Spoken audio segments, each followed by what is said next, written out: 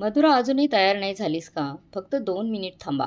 आत्ताच निघूया. तुम्ही पण ना, किती टेन्शन घेता. असं नाही का मधुरा, आईला वाईट वाटेल आणि मला ऑफिसमधून यायलाच उशीर झाला आहे. तुम्ही पण ना नेहमी तेच बोलत असता. जर वेळेत पोहोचलो नाही तर आई ओरडेल. ऐकायला मलाच लागेल. ठीक आहे, लवकर आवरते. दोघं पटकन गाडीत बसून घरी पोहोचतात. लाल रंगाच्या साडीमध्ये मधुरा खूपच सुंदर दिसत होती. घरी पोहोचल्यानंतर निशांतने दरवाजाची बेल वाजवली. निवेदिताताई दरवाजा उघडतात. समोर मुलाला पाहता त्यांच्या डोळ्यात टचकन पाणी येतं. निशांत त्यांच्या पाया पडतो. काय गाई, पुन्हा इमोशनल झालीस? बाबा कुठे आहेत? निशांत बाळा ते बाजारात गेलेत. थोडंसं सामान आणायला गेले आहेत. ते बघ आलेच. पाठीमागे उभे असलेले प्रकाशराव दिसतात. निवेदिताताई त्यांच्या दिशेने बोट दाखवतात. निशांत वळून वडिलांच्या पाया पडतो. कसे आहात बाबा? मी एकदम मस्त आहे रे. तुम्ही दोघं कसे आहात? पाठीमागे उभी असलेली मधुरा ही सगळं शांतपणे पाहत असते. नंतर तीही वाकून सासू सासऱ्यांच्या पाया पडते. प्रकाशराव भरभरून आशीर्वाद देतात. पण निवेदिताताई मात्र निशब्द होत्या. मधुराला त्यांचं आश्चर्य वाटत नाही, कारण तिला अपेक्षाच नव्हती. निवेदिताताईंच्या मनात एक सल होती. नोकरीच्या निमित्ताने निशांत मुंबईला गेला आणि त्याचं खापर फोडलं गेलं ते मधुरावर. आई वडिलांपासून एकुलता एक मुलगा दूर गेला याचं सगळं खापर तिच्यावर फोडलं गेलं होतं. अरे मुलांनो, उभे का आहात? चला ड्रॉइंग रूममध्ये जाऊन बसूया. मधुरा पटकन स्वयंपाकघरात जाऊन पाणी घेऊन येते. सगळे पाणी पितात. निशांत बाळा, तुझं काम कसं चालू आहे? बाबा, सगळं मस्त चाललंय. कसलं मस्त चाललंय? बघ, डोळ्याखाली काळी वर्तुळं पडलीत बघ तुझ्या, आणि डोळे आत गेलेत. इथंच नोकरी करत असतास तर बरं झालं असतं.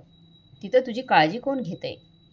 हा टोमणा मधुरासाठी होता, कारण तीही काम करणारी स्त्री होती. आई, पुन्हा त्याच गोष्टीवर आलास.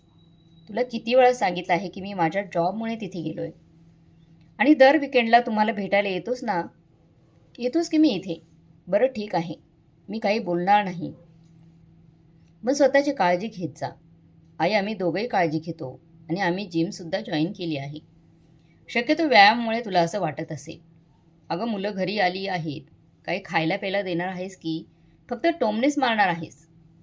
निवेदिताताई उठून स्वयंपाकघरात जातात. मधुरा त्यांच्या मागे जाते. आई, मी सर्वांना वाढते. तुम्ही बसा. मी अजून एवढी म्हातारी नाही झाली आहे. तू बस. तू तर पाहुणी बनून आली आहेस ना. मी घेऊन येते सगळं. मधुरा परत ड्रॉइंग रूममध्ये येते.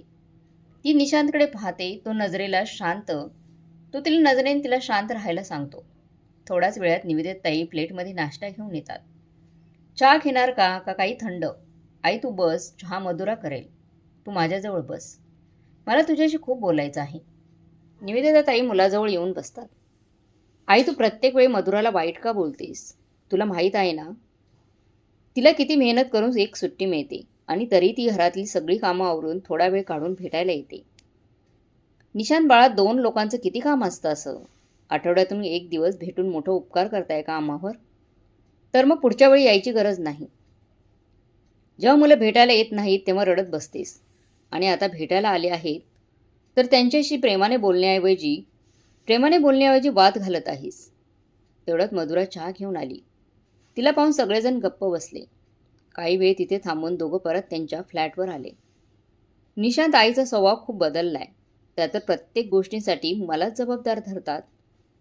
तू काळजी करू नकोस. वेळेनुसार सगळं सुरळीत होईल. 1 दिवसाचं टेन्शन आहे, तेवढं दुर्लक्ष कर. निशांत, दुर्लक्ष करायला मी तयार आहे, पण या एका दिवसाच्या तणावामुळे माझा संपूर्ण आठवडा बिघडतो. त्रास होतो मला. हे फक्त मलाच माहीत आहे. दुसऱ्या दिवशी दोघं ऑफिसला निघून जातात. लंच टाईमला मधुरा अनिताला म्हणाली, कालपासून मूडच खराब झालाय. काल पुन्हा निशांतच्या घरी गेलो होतो आणि तिथं सासूबाईंनी पुन्हा मला मन विषण्ण केलं माझं.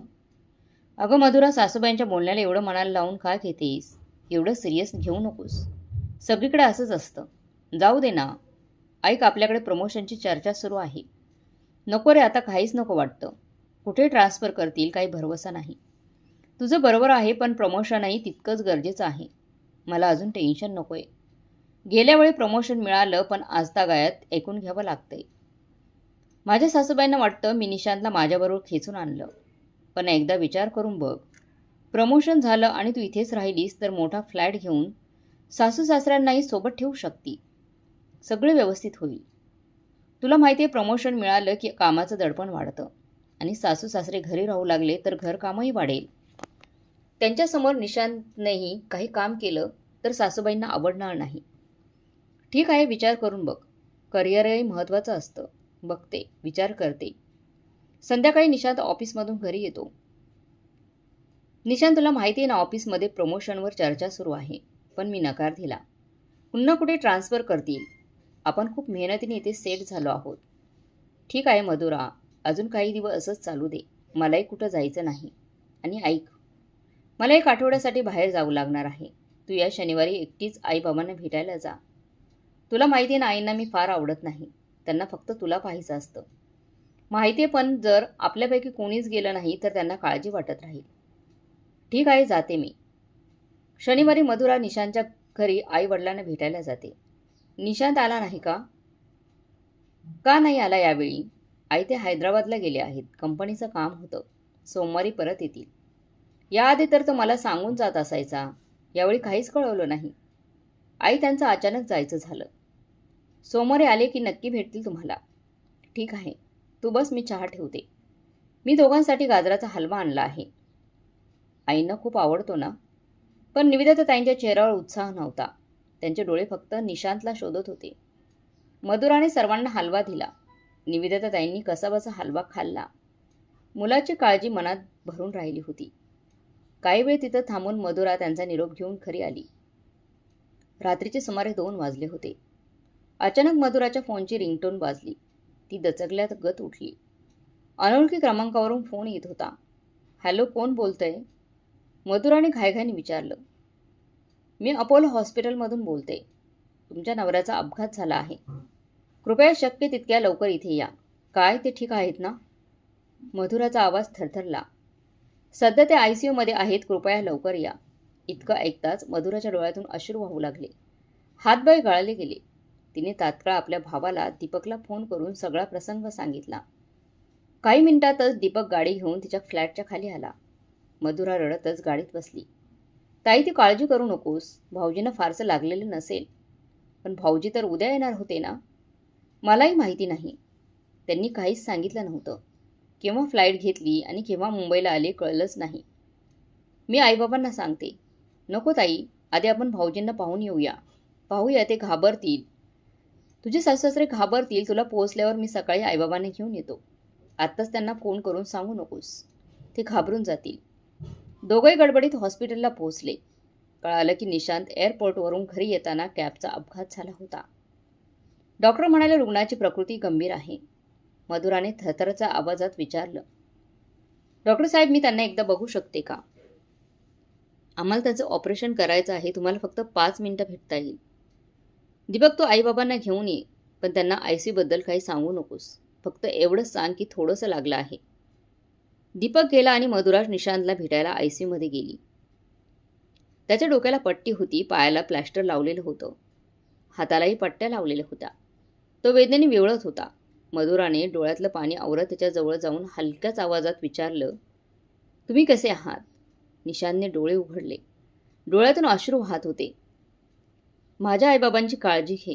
तो कुजबुजला. तुम्ही अशी चिंता करू नका. आपण दोघंही त्यांची काळजी घेणार आहोत. आई कुठे आहे? मला तिला दीपक गेला आहे त्यांना घ्यायला, मधुराने सांगितलं. वेदनेने निशांतचं पुढचं वाक्य अडकून राहिलं. त्याच्या डोळ्यातून अश्रू थांबत नव्हते. जणू काही आयुष्य त्याच्या हातातून निसटत होतं. दुसरीकडे दीपक निशांतचे आईवडील प्रकाशराव आणि निवेदिताताई यांना घेऊन हॉस्पिटलमध्ये आला. त्यांना येताना दुरून पाहून मधुराने पटकन डोळ्यातलं पाणी पुसलं. मधुरा बाळा, काय झालंय? कसा आहे माझा निशांत? मधुरा काहीच बोलली नाही. फक्त ICUच्या दिशेने इशारा केला. निवेदिताताईंच्या डोळ्यातून अश्रू ओघळले. दीपक तर म्हणाला होता थोडंसंच लागले, मग ICUमध्ये? ICUमध्ये का? मीच सांगितलं होतं त्याला तसंच सांगायला. कारण तुम्ही दोघं खूपच अस्वस्थ व्हाल, घाबरून जाल. चला त्यांना भेटा. त्यांना तुमची खूप आठवण येते. आई वडील आत गेले. निशांत, बाळा उठ ना, तुला काय झालं आहे? निवेदिताताई व्याकुळ स्वरात बोलल्या. आई, मी जातोय. तुझी काळजी घे. मधुरावर रागवू नकोस. बाबा, मला माफ करा. निशांत फारसा बोलू शकत नव्हता. त्याचा आवाज थरथरत होता. पण त्या थरथरणाऱ्या शब्दात एक अनामिक निरोप लपला होता.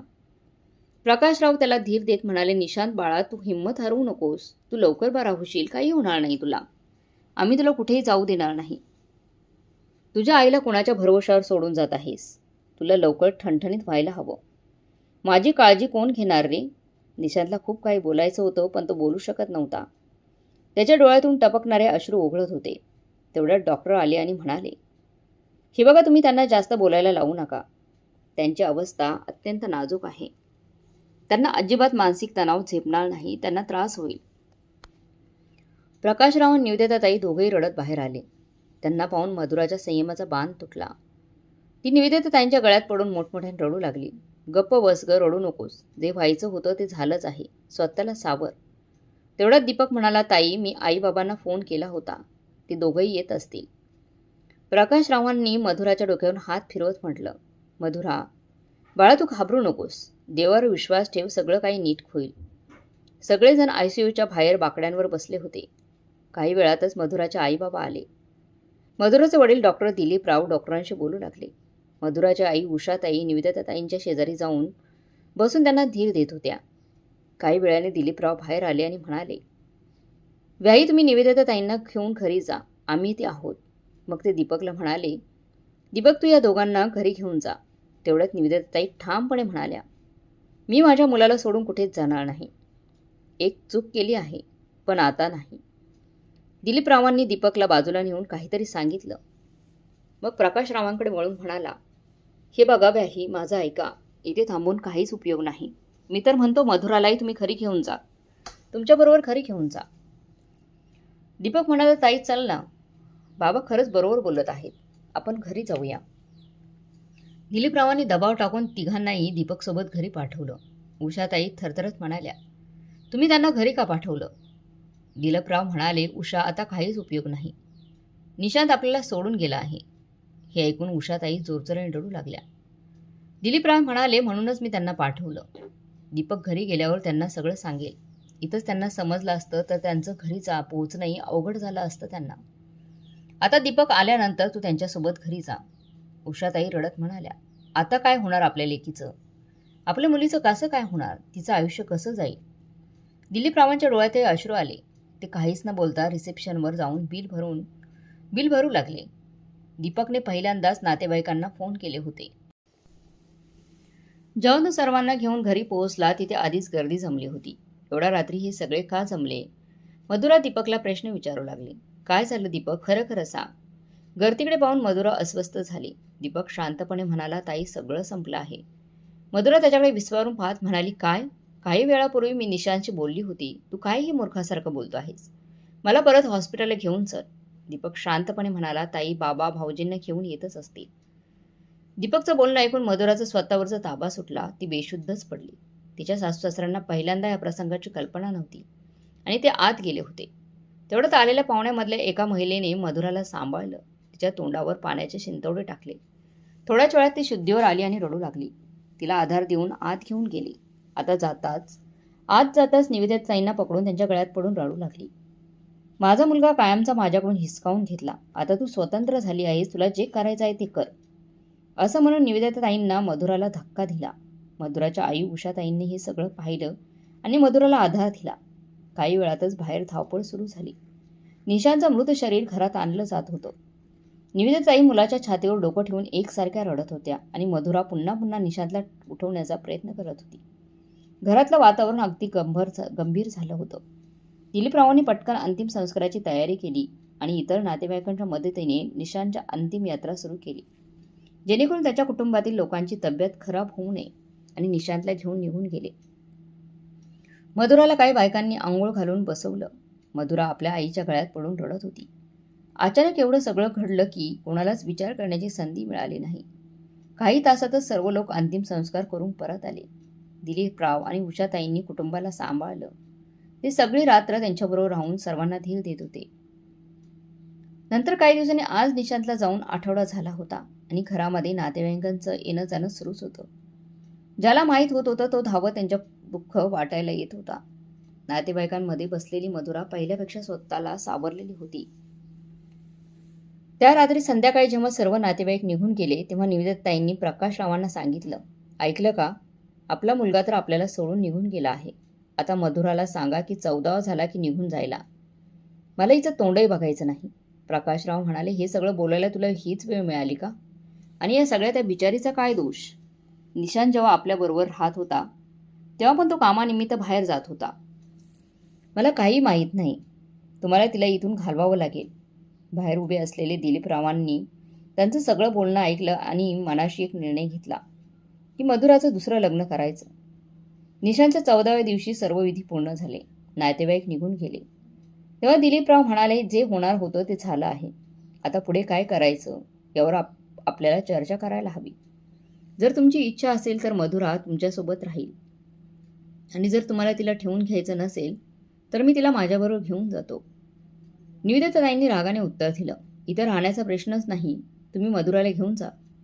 आत्तापर्यंत तुम्ही तिच्या दुसऱ्या लग्नाबद्दल विचारही केला असेल. हेच योग्य होईल.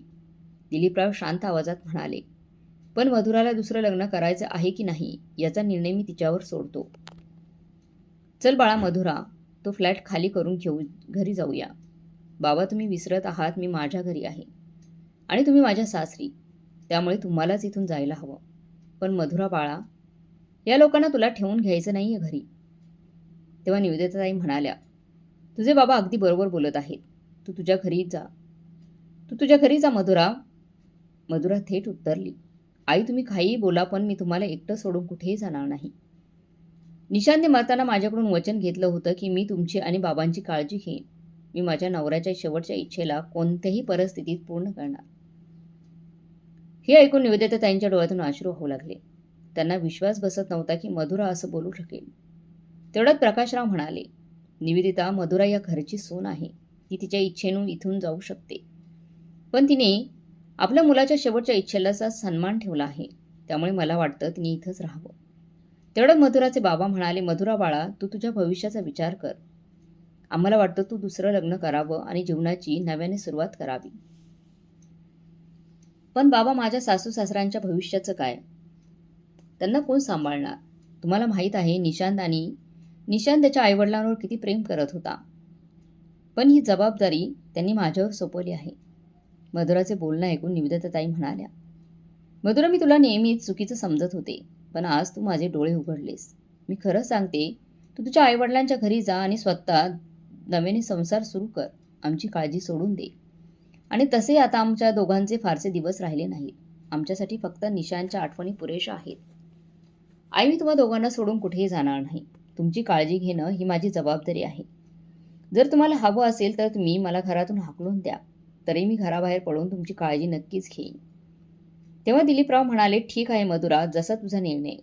पण उद्या असं होऊ नये की तुलाच तुझ्या निर्णयावर पश्चाताप वाटेल. आणि जर तसं कधी वाटलं तर तुझ्या बाबांच्या घरी निघून ये. असं म्हणून दिलीपराव उषाताईंना घेऊन आपल्या घरी निघून गेले. दीपक, उद्या त्या फ्लॅटमधलं सगळं सामान इथे घेऊन ये. आई, तुम्हाला काय खायचं आहे ते सांगा. मी स्वयंपाकघरात जात आहे. निवेदिताताईंच्या डोळ्यातून टपटप अश्रू वाहू लागले. ज्या सुनेचा त्यांनी कायम तिरस्कार केला होता, ती सून आज मुलीप्रमाणे त्यांच्यासाठी उभी राहिली होती. दुसऱ्या दिवशी मधुरा लवकर उठली. सर्वांसाठी स्वयंपाक केला. चहा घेऊन सासूसासऱ्यांच्या खोलीत गेली. अगं मधुरा, मी तर येतच होते चहा बनवायला. नाही आई, आता घरातलं सगळं कामं मीच करणार. काही दिवसांची गोष्ट आहे. सध्या मी ऑफिसला जाते, पण लवकरच इथेच जवळ नोकरी शोधेन. तेवढ्यात प्रकाशराव म्हणाले, मधुरा, मी विचार करत होतो घरात मन लागत नाही. काहीतरी काम करू का? नाही बाबा, या वयात तुम्ही काम करणार का? मी आहे ना. तुम्ही फक्त आईची काळजी घ्या. काही दिवसात सगळं सुरळीत होईल. आणि मधुरा ऑफिससाठी निघून गेली. ऑफिसला गेल्यानंतर मधुराने पटापट आपलं काम पूर्ण करायला सुरुवात केली. रिकाम्या वेळ मिळताच तिने नव्या नोकरीसाठी अर्ज पाठवायला सुरुवात केली. लंच टाईममध्ये तिच्या आजूबाजूचे सहकारी तिच्याजवळ येऊन बसले. तुम्ही सगळे माझं दुःख वाटून घेण्यासाठी आलात, पण काळजी करू नका. मी एकदम ठीक आहे. चला आपला लंच एन्जॉय करूया. मधुराला हसताना पाहून सगळ्यांचं मन हलकं झालं. काही वेळाने मधुरा आपले बॉस ऋषिकेश यांच्याजवळ गेली. सर, मला तुमच्याशी थोडं बोलायचं होतं. मधुरा, मी जर तुझ्या काही उपयोगी आलो तर मला खूप समाधान मिळेल. तू इथे अनेक वर्षांपासून मन लावून प्रामाणिकपणे काम करते आहेस. सर, मी आता माझ्या सासू सासऱ्यांसोबत राहते, त्यामुळे रोज इतक्या लांब ऑफिसला येणं मला कठीण होतं. त्यामुळे कृपया माझा राजीनामा स्वीकारा. मधुरा, तू ही काय बोलते आहेस? मी यावर काहीतरी उपाय शोधतो. सर, मी तिथेच जवळपास एखादी नोकरी शोधेन, तिथेच नोकरी करेन. कारण सासू-सासऱ्यांनाही वेळ द्यावा लागतो, त्यांना सांभाळावं लागतं. मी तुझी परिस्थिती समजू शकतो, पण तू आत्ताच राजीनामा देऊ नकोस. मी काहीतरी मार्ग शोधतो. मधुरा ऋषिकेशचं बोलणं ऐकून पुन्हा तिच्या केबिनमध्ये परतली आणि कामात व्यस्त झाली. 2 दिवसांनी ऋषिकेशने तिला बोलवलं. मधुरा, मी सगळी व्यवस्था केली आहे. तू आता घरून वर्क फ्रॉम होमच्या संकल्पनेवर काम करू शकतेस. गरज पडली तरच ऑफिसमध्ये यायचं. पण सर, हे सगळं इतकं सहज शक्य आहे का? तू त्याची चिंता करू नकोस. आजच तुझा लॅपटॉप घरी घेऊन जा आणि उद्यापासून कामाला सुरुवात कर. यामुळे तुला राजीनामाही द्यावा लागणार नाही. थँक्यू सर, तुम्ही माझ्यासाठी खूप मोठी मदत केली आहे. संध्याकाळी मधुरा घरी येऊन ही बातमी सासू-सासऱ्यांना सांगते. मधुरा, बाळा, जेव्हापासून निशांचा अपघात झाला तेव्हापासून तू बाहेर जातेस तेव्हा आम्हाला धास्ती वाटते. तुझ्या बॉसने खूप माणुसकी दाखवली. देव त्याला पुढे प्रगती देईल. काही दिवसांनी एक दुपारी दाराची बेल वाजली. मधुराने दरवाजा उघडला तर समोर ऋषिकेश उभा होता. ती आश्चर्यचकित होऊन म्हणाली, सर, तुम्ही? मधुरा, एक महत्त्वाचं काम होतं. एक प्रेझेंटेशन तयार करायचं आहे. सर, तुम्ही सांगितलं असतं तर मी आली असते. वेळ नव्हता म्हणून आलो. तेवढ्यात प्रकाशराव आणि निवेदिताताई आले. ऋषिकेश त्यांच्या पाया पडतो. आई, हे माझे बॉस आहेत, मधुरा म्हणाली. ऋषिकेश, बाळा, संकटाच्या वेळी तू आमची खूप मदत केलीस. बस, मी तुझ्यासाठी चहा घेऊन येते. नाही काकू, तुम्ही काळजी करू नका. फक्त काम होतं म्हणून आलो होतो. नाहीतर मी तुम्हाला त्रास दिला नसता. ऋषिकेश, हे तुझंच खरं आहे. कामानिमित्त भेट झाली हे आमचं भाग्य. तुम्ही दोघं काम सांभाळा, आम्ही आत बसलो आहोत. काही हवं असल्यास सांगा. अशा प्रकारे वेळ पुढे सरकत होता. ऋषिकेश आता कामानिमित्त नेहमी घरी येऊ लागला होता. आता तो घरातलाच एक सदस्यच झाला होता. एके दिवशी मधुरा बाहेर गेली होती तेव्हा आतून आवाज आला. ऐकलं का? मला वाटतं मधुराला ऋषिकेश आवडतो. आपण त्या दोघांचं लग्न लावून द्यावं का? प्रकाशराव म्हणाले. हो, माझ्याही लक्षात आलं. तू तिच्या मनात काय आहे ते जाणून घेण्याचा प्रयत्न कर. निवेदिताताई मधुराशी बोलत होत्या, पण मधुरा स्पष्टपणे म्हणाली, आई, मी असं कसं करू शकते? मी तुम्हा दोघांना सोडून कुठेही जाऊ शकत नाही. तेव्हा निवेदिताताईंनी शांतपणे समजावत म्हटलं, मधुरा, आम्ही आमची काळजी घेऊ शकतो. तुझ्यासमोर संपूर्ण आयुष्य आहे. पण मधुराने काही उत्तर दिलं नाही. ती सरळ आपल्या खोलीत निघून गेली. दुसऱ्या दिवशी सकाळी मधुरा काम करत असताना तिचा फोन वाजला. ऋषिकेशचा कॉल होता. मधुरा, आज एक क्लायंटसोबत मीटिंग आहे. तू माझ्यासोबत येशील का? मी तुला घ्यायला येतो. मधुराने क्षणभर विचार करून उत्तर दिलं, सर, गोष्ट अशी आहे की जर तुम्ही पुन्हा पुन्हा माझ्या घरी आलात तर माझे सासू-सासरे आणि गल्लीतले लोक काय विचार करतील? कोण जाणे. मला तुमचं मन दुखवायचं नाहीये. पण तुम्हाला माहिती आहेच की एका विधवा स्त्रीकडे समाज कशा नजरेने पाहतो. तुमचं मन दुखावलं असेल तर मला क्षमा करा. हवं असल्यास मी राजीनामा देऊ शकते. मधुरा, मी तुझ्या भावना समजू शकतो. राजीनाम्याची गरज नाही. आपण सगळं ऑनलाईन काम पूर्ण करू. अशा प्रकारे काही दिवस सरकले. एके दिवशी निवेदिताताईंनी मधुराला विचारलं, मधुरा, खूप दिवस झाले ऋषिकेश आला नाही. मधुराने थोडा वेळ गप्प राहून उत्तर दिलं, आई, मी त्यांना स्पष्टपणे सांगितलं आहे की इथे येऊ नका. निवेदिताताई थोड्याशा आश्चर्यचकित होऊन म्हणाल्या, पण का गं? आई, खूप विचार करावा लागतो. ऋषिकेश सरांचं वारंवार घरी येणं योग्य नाही. उद्या लोक काहीही बोलायला लागले तर? मधुरा, मला वाटतं त्या दिवशी मी जे बोलले ते तू मनाला लावून घेतलं. माझा असा काही अर्थ नव्हता. मी फक्त तुझ्या मनात काय आहे ते जाणून घ्यायचा प्रयत्न करत होते. नाही आई, तसं नाही. पण या समाजात आपल्याला विचार करूनच वागावं लागतं. पण मधुरा, ऋषिकेशला वाईट वाटलं असेल ना? आई, त्याचा काही फरक पडत नाही. वाईट वाटलं असेल तर त्यांचा प्रश्न आहे. फार तर काय होईल, माझी नोकरी जाईल. निवेदिताताई गप्प बसल्या. वेळ पुढे सरकत राहिला. एक दिवस प्रकाशरावांनी मधुराच्या वडिलांना दिलीपरावांना फोन केला. व्याई, कसे आहात? ठीक आहे. तुम्ही सांगा, सगळेजण कसे आहेत? सर्व ठीक आहे. पण मला मधुराबद्दल थोडं बोलायचं आहे. वाटतं तुम्ही तिला समजावून सांगावं. ती या जगापासून स्वतःला वेगळं करून फक्त आमच्याच काळजीत राहते. एवढंच नाही तर तिने तिची नोकरीही धोक्यात घातली आहे. आमचं काय? निशांत गेल्यापासून आम्ही अर्धवट झालो आहोत. आता जेवढे दिवस उरलेत ते कसे बसे घालवायचे आहेत. पण मधुरासमोर तिचं सगळं आयुष्य आहे. उद्या आम्ही आणि तुम्ही नसू, तेव्हा तिच्या सोबतीला कोणीतरी हवं. प्रकाशरावांनी ऋषिकेश बाबतचंही दिलीपरावांना सविस्तर सांगितलं. तेव्हा दिलीपराव म्हणाले, "भाई, काळजी करू नका, मी मधुराशी बोलतो." त्यानंतर सगळे मिळून मधुराला समजावू लागले, पण मधुरा आपल्या निर्णयावर ठाम होती. ती थोड्या रागाने म्हणाली, "तुमचं सगळ्यांचं बोलणं बरोबर आहे, पण मी देखील निशांतला एक वचन दिलं होतं. ते वचन कोणत्याही परिस्थितीत मी मोडू शकत नाही." अशा प्रकारे काही दिवस आणखी गेले. निवेदिताताई आणि प्रकाशराव खूपच दुःखी राहू लागले. एके दिवशी दोघांनी गप्पच घर सोडण्याचा निर्णय घेतला. त्या रात्री दोघांनाही एका छोट्या बॅगेत कपडे भरले आणि घरातून निघून गेले. घराबाहेर पडण्याआधी निवेदिताताईंनी एक वार वळून घराकडे पाहिलं. त्यांच्या डोळ्यातून अश्रू वाहू लागले होते. त्या भरल्या डोळ्यांनी हळूच म्हणाल्या, "असे दिवस पाहायला लागतील असं वाटलंच नव्हतं." त्या क्षणी त्यांच्या खांद्यावर हात ठेवत प्रकाशराव म्हणाले, "गप्प चल. आपल्या मुलीच्या भविष्यासाठी थोडं दुःख सहन करावं लागेल. म्हणूनच मी माझं बँकेचं कार्ड, घराचे कागद, पेन, फोन सगळं घरीच ठेवून आलो आहे. त्यामुळे ती आपला शोध घेऊ शकणार नाही." दोघांनी रात्रीच ट्रेन पकडली आणि एका अनोळखी शहरातील वृद्धाश्रमात दाखल झाले. दुसऱ्या दिवशी सकाळी मधुरा आपल्या सासू-सासऱ्यांना चहा द्यायला गेली, तेव्हा तिला तिथे एक पत्र सापडलं. "मधुरा बाळा, आम्हाला माफ कर. आम्ही हे घर सोडून जात आहोत. आम्हाला शोधण्याचा प्रयत्न करू नकोस. तू तुझ्या आयुष्यात पुढे जा. आता तुझ्यावर कोणाचंही ओझं नाही. आमचे आशीर्वाद नेहमी तुझ्यासोबत असतील." पत्र वाचून मधुराच्या पायाखालची जमीनच सरकली. ती निशब्द होऊन धपकन खाली बसली. तिच्या डोळ्यातून अश्रुधारा वाहू लागल्या. ती हुंदक्यांनी म्हणाली, "हे तुम्ही काय केलं? निशांतसारखंच तुम्ही माझ्याशी तोंड फिरवलं. आता माझ्या जगण्याला काहीच अर्थ उरला नाही." मधुरा खूप वेळ रडत बसली. थोड्या वेळाने दिलीपराव तिथे आले. "बाबा, तुम्हाला सगळं माहीत होतं ना की ते दोघे जाणार आहेत? तुम्ही मला सांगू तर शकला असता. मी त्यांना थांबवलं असतं." "नाही ग मधुरा बाळा, मला खरंच काहीच माहीत नव्हतं. आत्ताच काही तासांपूर्वी प्रकाशरावांचा फोन आला. ते म्हणाले, स्टेशनवरच्या फोनवरून बोलतोय. त्यांनी तुला सांभाळण्यासाठी मला पाठवलं आहे." मधुरा आयुष्याच्या अशा एका वळणावर उभी होती, जिथून एक वाट तिला नव्या आयुष्याकडे घेऊन जात होती आणि दुसरी वाट सासू-सासऱ्यांचा शोध घ्यायला लावणारी होती. ती या द्वंद्वात अडकली होती. काय करावं? कुठं जावं?